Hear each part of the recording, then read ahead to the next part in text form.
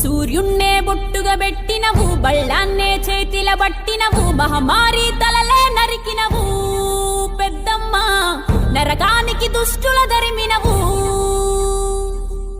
కైలాసం వద్దని ఇడిసినవు, కలియుగమే మాకై వచ్చినవు, మా పిల్లల సల్లగా చూసినవు మాయమ్మ, పులిపై సవ్వారే చేసినవు ఓయమ్మ, అందుకే నీకు బోనాలెత్తుతము.